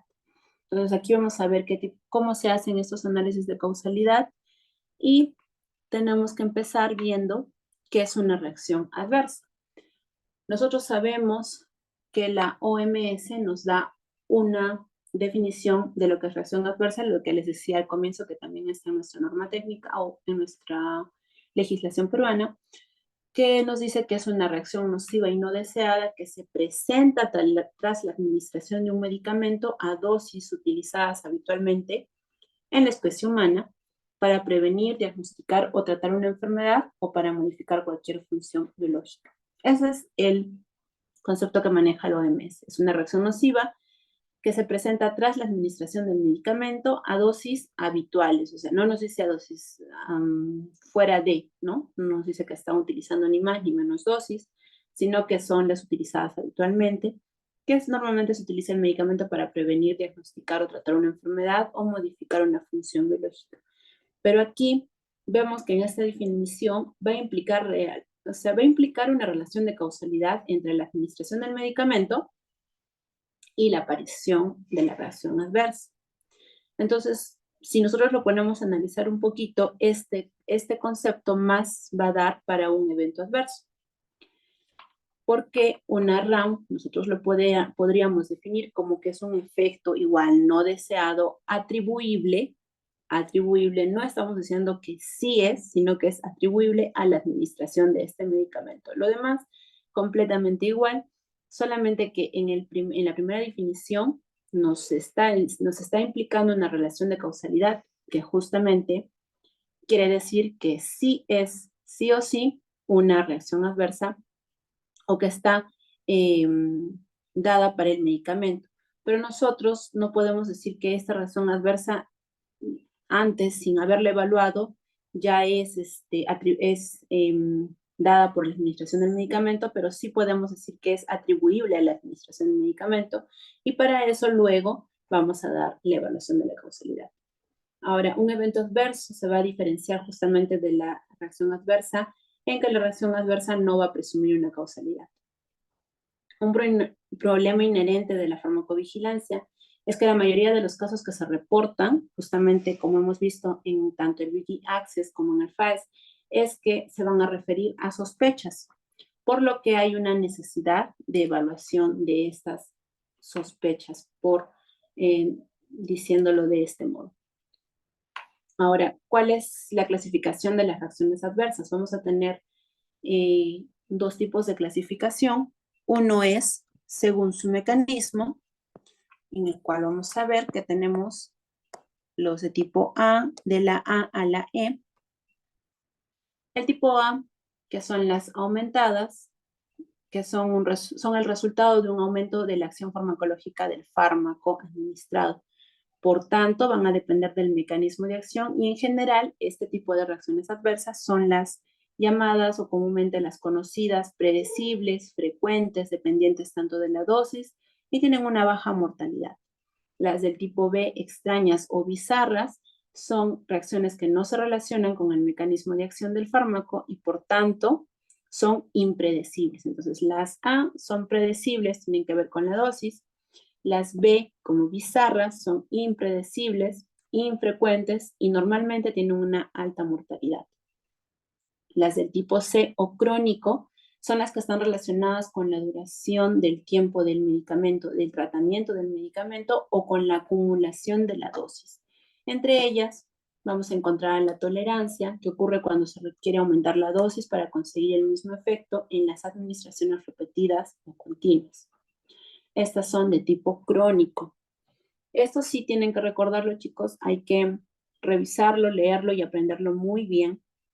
La del tipo D, que son las de morada, que van a ocurrir cuando se observan mucho tiempo después de haber tomado el fármaco, como por ejemplo las carcinogénesis, la teratogénesis, de repente otro tipo de reacción de morada. A ver. No se me ocurre otra. A ver si alguno tiene otro ejemplo. Y lo que son el tipo E, que es las de ENT, que, bueno, le ponemos para acordarnos, ENT, que van a aparecer una vez finalizadas el tratamiento, que aparecen tras la retirada brusca del fármaco y se pueden evitar con una disminución progresiva de las dosis hasta la supresión del medicamento. Por ejemplo, ¿a qué tipo de medicamentos se les ocurre acá? A ver. Entonces nos acordamos. Tipo A, aumentada. Tipo B, bizarros. Muy bien, ansiolíticos. En el tipo C, crónico. En el tipo D, demorada. Y en el tipo E, ENT, para que se acuerden de los tipos según el mecanismo de las reacciones adversas. Aquí también vemos a los corticoides, ¿no? Una retirada brusca del fármaco va a producir reacciones como el Cushing, ¿no? Esa también es el tipo E. Entonces, esto, chicos, sí, apréndanlo, memorícenlo, apréndanlo muy bien, vean ejemplos de cada uno, pónganse ejemplos y traten de clasificarlos, porque eso también es una de las preguntas comunes. Y bueno, tenemos según la severidad, las que no lo he puesto aquí, las leves, que son fácilmente toleradas, que no necesitan tratamiento ni prolongan hospitalización, las moderadas, que no amenazan la vida pero requieren un tratamiento farmacológico, y las graves, que van a poner en peligro la vida o causa la muerte. Ahí es necesario hospitalizar y causa invalidez o incapacidad. Lo vamos a ver después en la evaluación de causalidad, pero las reacciones adversas también se van a clasificar según su severidad. Ahora, nosotros para hacer la evaluación de causalidad aquí en el Perú, utilizamos el algoritmo de Cars y Lasaña modificado. ¿Qué es un algoritmo? Es un proceso sistematizado de decisión que consiste en una secuencia ordenada de pasos, cada uno de los cuales va a depender del resultado del precedente. Entonces, ¿qué tipos de algoritmos se utilizan para evaluar causalidad de reacciones adversas, se utilizan 3. El algoritmo de la FDA, que tiene 4 categorías: dudosa, posible, probable y probada. El algoritmo de Naranjo, que va a incluir muchos de los que utiliza el algoritmo Kac-Lasagne, que tiene 10 preguntas específicas, va a incluir secuencia temporal, plausibilidad, desenlace de la reacción, readministración y causas alternativas, pero también tiene 4 categorías: una definida, una probable, una posible y una dudosa, y el que nosotros utilizamos, el algoritmo de Kac y Lasagne.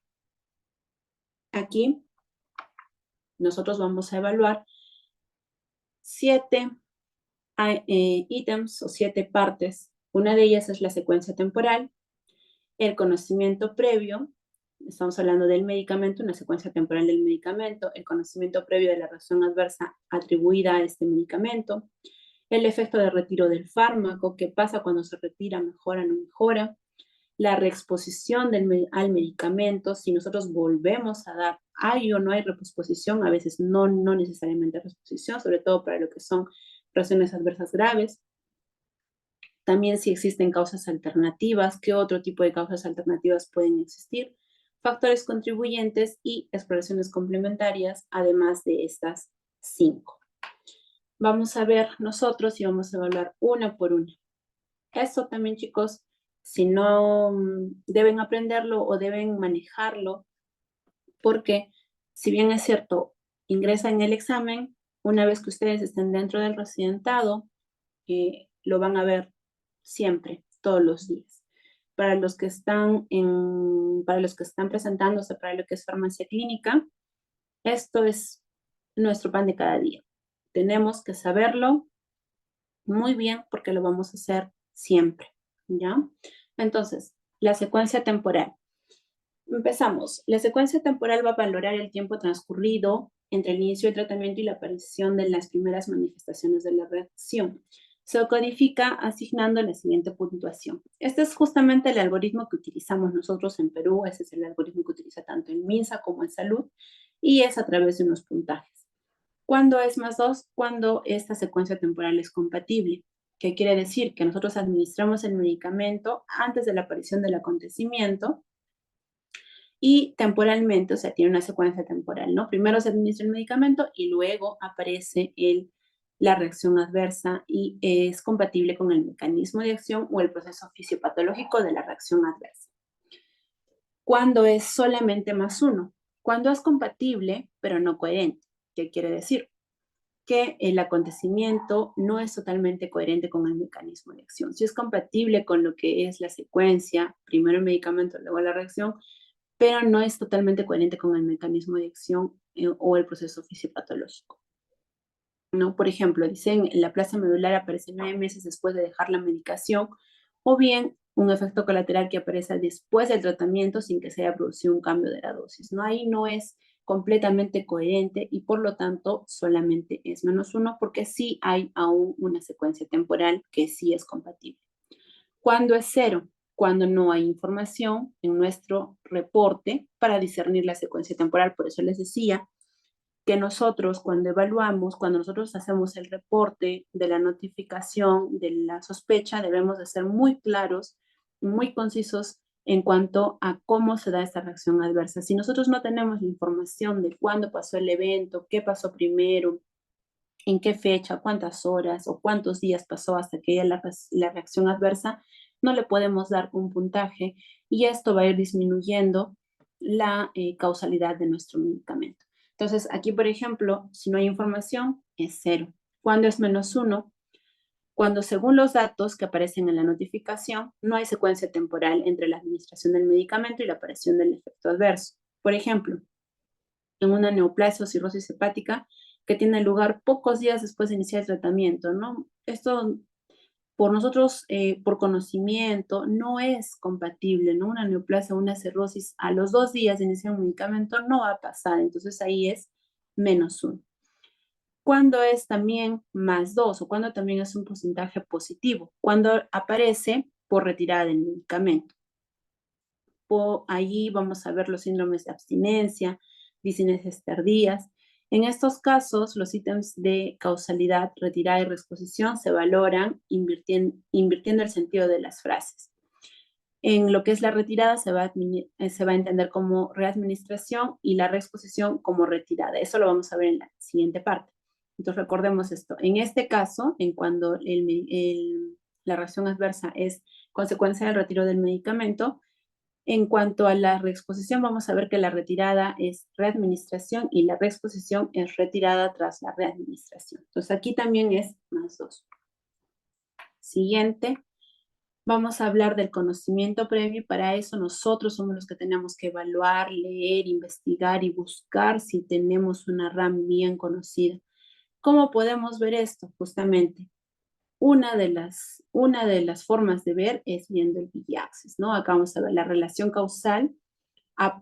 Es bien conocida a partir de la literatura de referencia. ¿Dónde vemos esto? En los estudios epidemiológicos, en el perfil farmacológico del medicamento, en las fichas técnicas, siempre que el mecanismo de producción de la reacción adversa esté bien establecida y sea compatible con el mecanismo de acción del medicamento.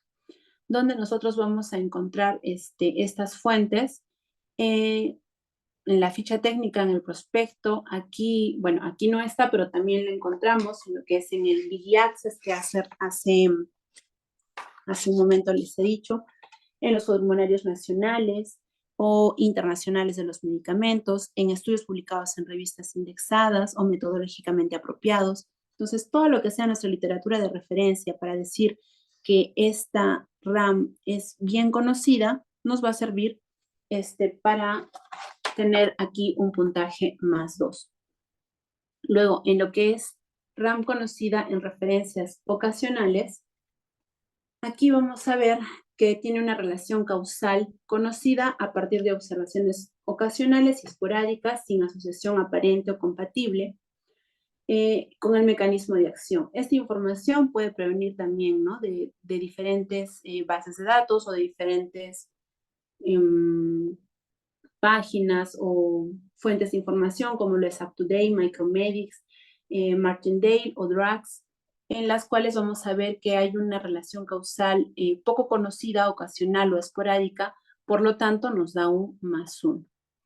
Cuando es desconocida, cuando esta relación del medicamento no se conoce y sí nos puede pasar que no hay ningún tipo de información en el cual es 0, pero para eso también, por eso evaluamos todos los demás ítems, no solamente esto, pero puede pasar que la RAM es completamente desconocida.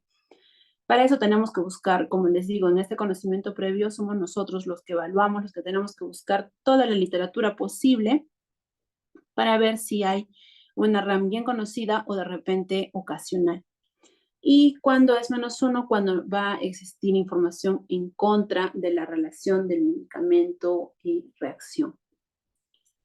Luego vamos a evaluar lo que es el efecto del retiro del fármaco. En lo que es el efecto del retiro del fármaco, vamos a tener hasta 8 ítems para evaluar, desde el +2 hasta el -2. ¿Cuándo es +2? Cuando la RAM va a mejorar. Cuando retiramos el medicamento y la reacción adversa ha mejorado. Cuando es también positivo, cuando no se retira el medicamento y la RAM obviamente no debería mejorar. Cuando el medicamento no ha sido retirado y la RAM tampoco ha mejorado. Cuando el medicamento no se retira y la RAM mejora por tolerancia, o cuando el medicamento no se retira y la RAM mejora por tratamiento, que quiere decir que el medicamento no ha sido retirado porque el paciente lo necesita. Por ejemplo, en el caso de las gamoglobulinas, inmunoglobulinas, el paciente tiene dolor de cabeza, no le podemos retirar el medicamento porque lo necesita, pero le damos paracetamol y con eso mejora. O le bajamos la velocidad de administración y con eso mejora. Entonces, no se retira el medicamento, pero la RAM mejora. Entonces, también es un +1. ¿Cuándo es negativo? Cuando, a pesar de haber retirado el medicamento, la RAM no va a mejorar, excepto, claro, en las reacciones mortales o irreversibles. Para eso también tenemos que tener un conocimiento previo. Cuando también es negativo, cuando no se retira el medicamento y la RAM mejora por sí sola. ¿Sí? Aquí no, es claramente no se retira el medicamento y de pronto el paciente mejoró sin haber retirado el medicamento, entonces aquí sí es un -2. Si se conoce la posibilidad de desarrollar tolerancia, hay que ver esta puntuación, entonces por eso también nosotros tenemos que tener un conocimiento previo. Para hacer estas evaluaciones tenemos que leer bastante sobre el medicamento, tenemos que buscar los estudios previos, las notificaciones previas, siempre hay estudios en donde vamos a encontrar este tipo de información. Cuando también es, bueno, en esos dos casos es negativa, y cuando no le ponemos puntaje, cuando no hay suficiente información en nuestro, en cuanto a nuestra fecha, a nuestra tarjeta de notificación, y cuando el desenlace de la reacción es mortal, o si bien el efecto indeseable es irreversible. ¿Por qué le ponemos aquí 0 cuando es mortal? Porque no podemos, bueno, a menos que se haga de repente una dosificación de algún medicamento, no se va a poder evaluar la causalidad de un paciente que ya ha fallecido, porque el paciente no va a mejorar. Entonces, a menos en este caso que tengamos muchas reacciones o muchas notificaciones de muerte, podríamos recién de repente atribuirlo al medicamento. En este caso, cuando el desenlace es mortal, sí se pone 0. ¿Ya? Ahora, hablemos también de lo que es el efecto de reexposición al medicamento sospechoso.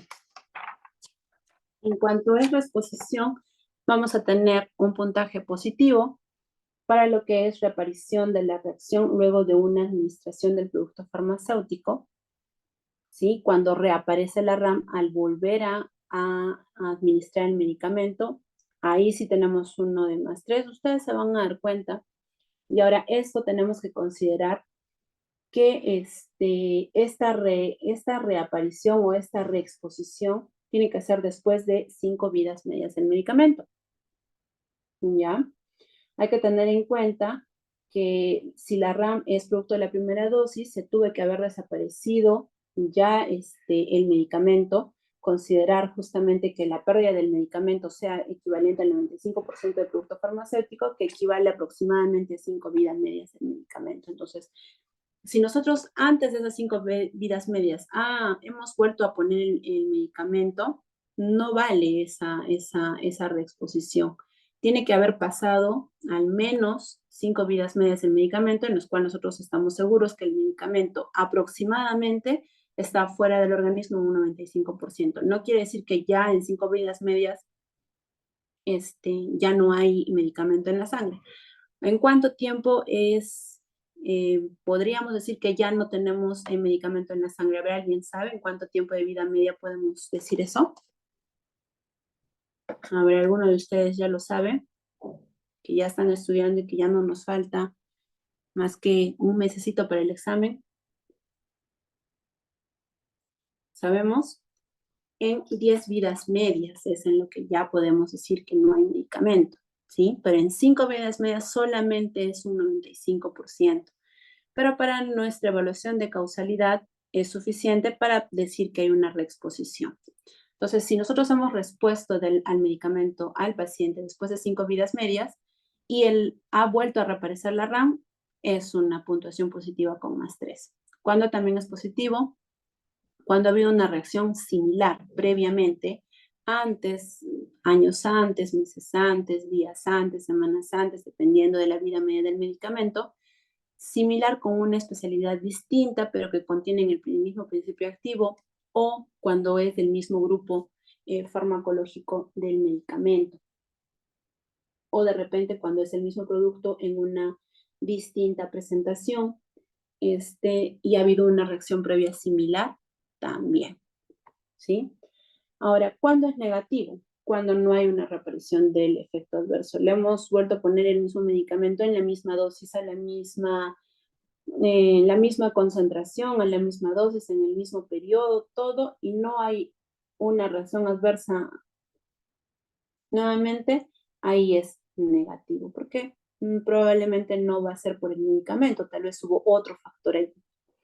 Cuando es 0, cuando no hubo reexposición o no hay información suficiente para decir que se ha reexpuesto o no se ha reexpuesto. De repente, por ejemplo, no se ha reexpuesto el medicamento, pero no ha pasado ni 5 vidas medias. Ahí le podemos decir, podemos poner que es 0 porque no podemos considerar que es una reexposición y la información es insuficiente. Y también cuando la rama es mortal o irreversible. Si el efecto indeseable presenta características irreversibles, por ejemplo, la muerte, no vamos a poder responder al paciente. En la malformación congénita tampoco se puede hacer eso, porque igual no va a haber una reexposición. Y en secuelas permanentes tampoco. Entonces, en este caso, se evalúa con 0. Por eso les digo, para estas evaluaciones de causalidad, hay otros ítems, otras causalidades que pueden dar otro tipo de puntaje. Y finalmente este puntaje se suma, entonces hay que puntuar uno por uno. Debemos de tratar, cuando hacemos una evaluación de causalidad, de que cada uno de estos apartados sea descrito o sea evaluado aparte, ¿sí?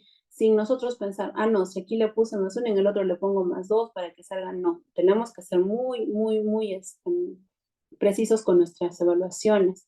Si bien es cierto, esta evaluación es objetiva de alguna forma porque tiene que ver con el evaluador y de repente si yo lo evalúo a mí me sale una puntuación y a otra persona le sale otra puntuación que nos ha pasado entre colegas en el mismo, para el mismo paciente, porque esta evaluación es objetiva, no debería diferir tanto y no debemos dejar que se sesgue esta evaluación. Luego, hablamos de lo que son las existencias de causas alternativas. Aquí vamos a ver un puntaje negativo, los puntajes negativos para explicaciones más verosímiles. Por ejemplo, una explicación alternativa que tenga que ver con una patología o la patología de base u otra medicación tomada simultáneamente que tenga una explicación más verosímil que la relación causal con el medicamento. Cuando nosotros hacemos el reporte, nosotros ponemos un medicamento sospechoso. El profesional que hace el reporte pone un medicamento del cual él sospecha que sea la reacción adversa. Por eso se hace la evaluación de la causalidad y por ello también se pone además otro tipo de medicamentos que el paciente haya estado tomando. Tal vez el profesional que hace la evaluación no tiene el conocimiento a la mano o la actualización de repente de que hay otro medicamento que también puede producir y con mucha mayor frecuencia la reacción adversa que él está reportando. Para eso la evaluación nos va a decir, ¿no? ¿Qué medicamentos nos toma? Y si de repente otro de sus medicamentos o de repente algún medicamento que esté tomando mucho más antes es realmente una explicación más verosímil que del cual se está sospechando en nuestro reporte. Recordemos que esta evaluación de causalidad se hace para el medicamento sospechoso en el reporte, ¿sí? Entonces, si tenemos 2, 3 medicamentos, se hace una evaluación de causalidad por cada medicamento. Si el que está reportando no sabe específicamente a qué medicamento vas, por cada uno se hace una evaluación de causalidad, pero se debe hacer al sospechoso, al número 1, al que es del paciente sospecha. Si es que al que el profesional sospecha. Si es que el profesional sospecha de 2 medicamentos, pues se hace a los 2 y uno de ellos debe tener más causalidad que el otro. En este caso nos dice, ¿no? Si hay otro medicamento que es más verosímil, -3. Otro también que es negativo, cuando tiene una explicación alternativa que es igual o menos verosímil, ¿no? Una posible relación causal con patología, que tiene una verosimilitud parecida o menor a la relación causal, que también puede pasar, que no necesariamente la otra es más creíble, de repente puede ser, digamos, o como nosotros le decimos de alguna manera, 50-50, ¿no? Puede ser medicamento como también puede ser la patología, pero como no tenemos no tenemos conocimiento, no tenemos conocimiento previo que nos diga, no, si es la evaluación o si es el medicamento más verosímil que la explicación alternativa, cuando no tenemos ese discernimiento bien establecido, tenemos que poner -1. Ahora, también cuando no hay información suficiente en la tarjeta de notificación para poder evaluar la relación causal, aunque ésta se pueda sospechar, ¿no? Si, como les digo, siempre que no tengamos información en nuestra tarjeta amarilla, en nuestra notificación, tenemos que poner cero. Por eso es muy importante que las notificaciones lleguen bien a la evaluación.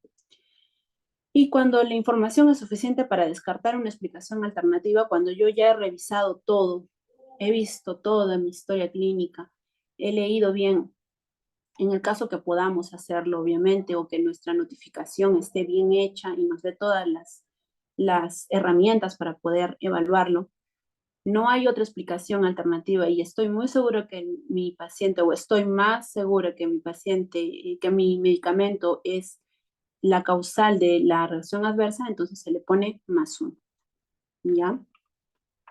Y finalmente, tenemos los factores contribuyentes que favorecen a la relación de la causalidad. ¿Cuáles pueden ser factores contribuyentes?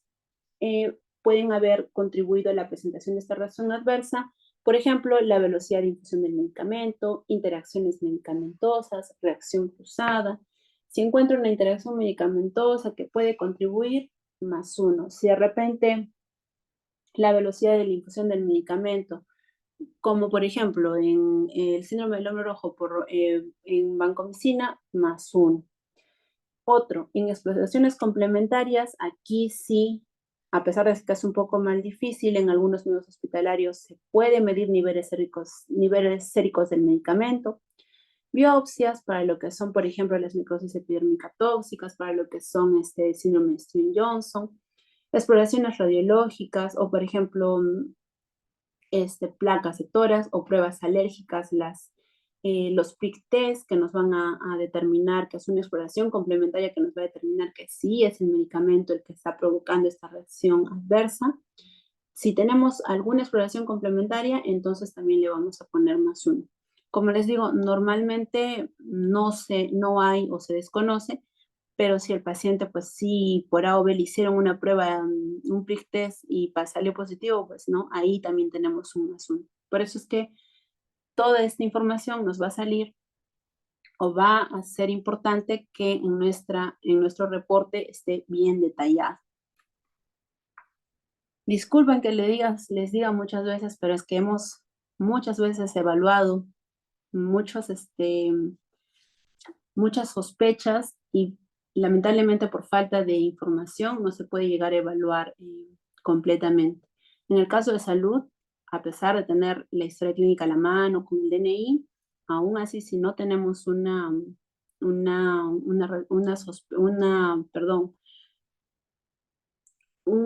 formato bien llenado, no se puede evaluar bien la causalidad. Ahora, cuando nosotros ya hemos terminado de hacer esta evaluación de causalidad, vamos a tener un puntaje, el cual nos va a dar las categorías de causalidad, que están aquí.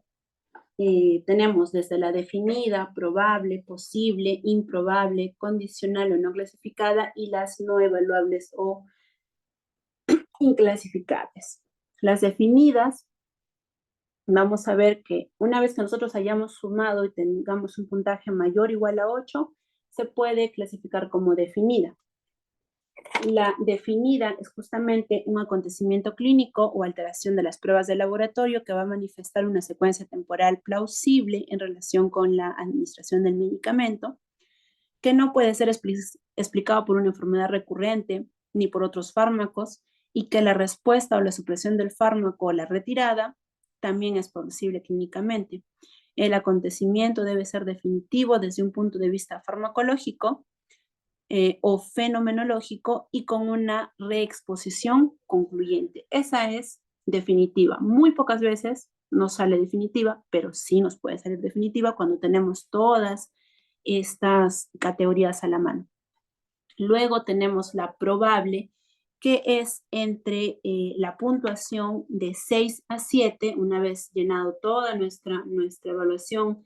Si nos sale 6 o 7, nos dice que es probable, que normalmente es el que más vamos a encontrar en nuestras evaluaciones de causalidad, donde nos dice que el evento clínico o el acontecimiento o las alteraciones de pruebas de laboratorio tienen una secuencia temporal razonable en lo que es la administración del medicamento.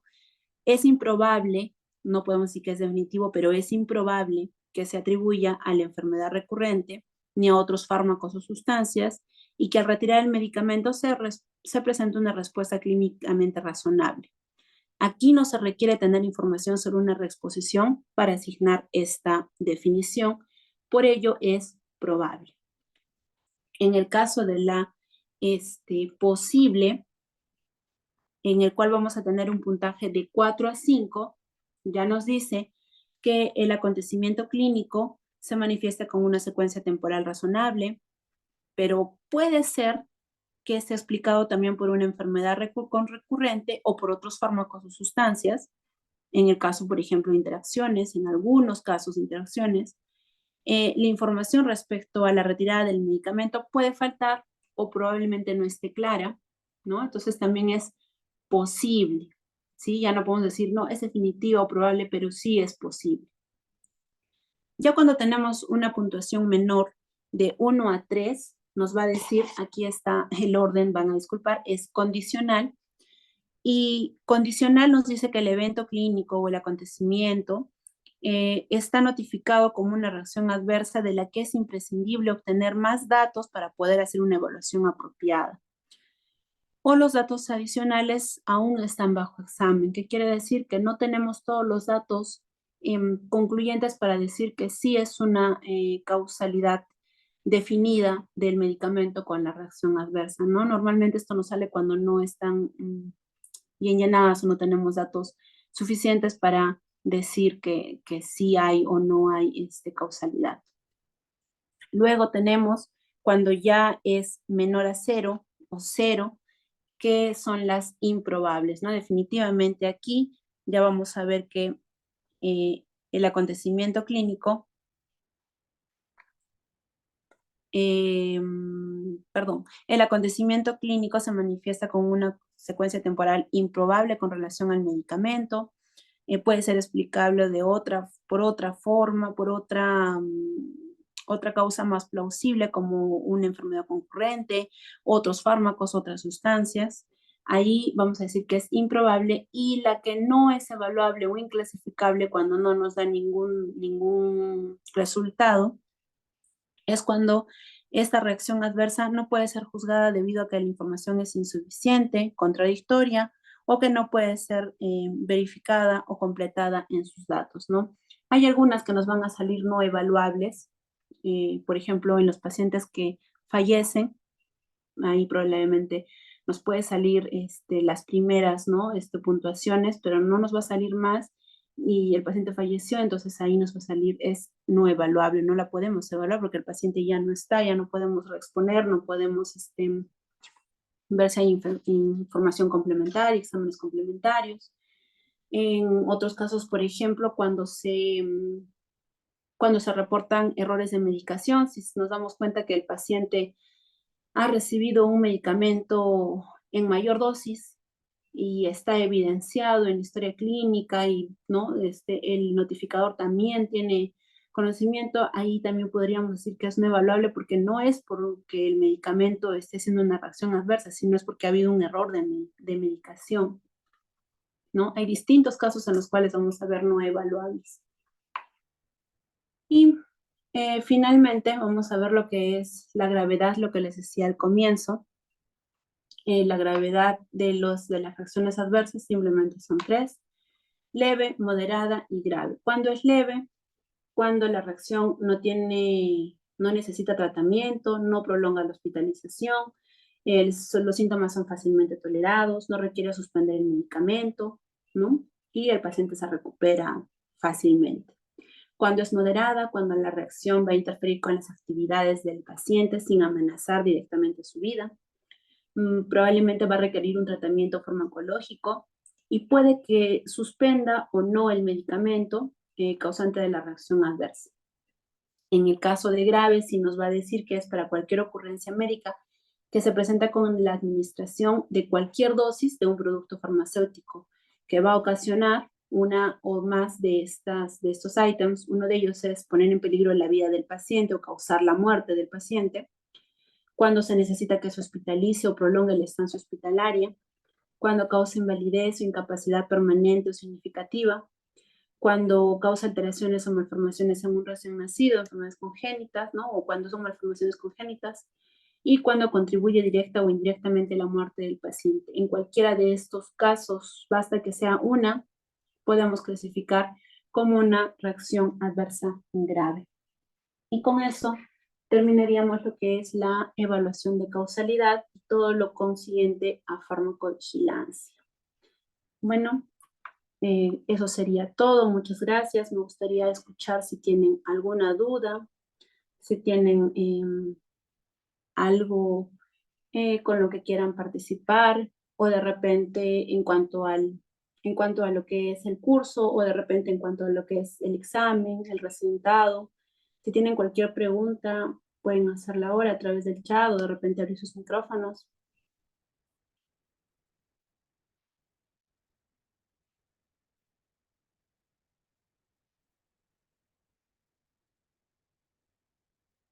Bueno, supongo que lo han entendido todo y lo van a revisar. No me queda otra que desearles el mejor de los éxitos en este examen que, como les digo, ya está muy cerquita. Un mes no es mucho tiempo. Ya supongo que están en los últimos repasos de todos sus temas. Ya están haciendo los últimos apuntes. No sé cuánto tiempo estén cada uno preparándose para dar este examen, pero si han dado el tiempo completo, si han hecho su estudio a profundidad, se están revisando y lo están haciendo de una manera ordenada, sistemática, se están determinando un tiempo específico para estudiar, estoy segura que van a dar muy bien su examen. El examen, sinceramente, no es difícil, solo es bastante amplio, tiene muchas cosas, no tenemos un temario para decir qué tipo de preguntas vienen. Ahora les he dicho yo algunas preguntas que me han venido en mi examen a mí. En cuanto a subir en las demás clases, bueno, voy a conversar con el coordinador para ver cuándo van a subir las demás clases. Yo ahorita mismo, terminando, voy a pasar mis diapositivas para que las puedan subir. Y bueno, como les digo, tienen que ya ahora repasar, terminar. Los exámenes para las especialidades es lo mismo, no, hasta ahora es el mismo examen para las dos especialidades, bueno, para las tres especialidades. Es un solo examen para todos, tanto libres como cautivas, clínicos, hospitalarios y toxicología. Es un mismo examen, ¿ya? Así que todos tenemos que repasar lo mismo. Listo. ¿Alguna pregunta más? ¿Algo que quieran saber, chicos?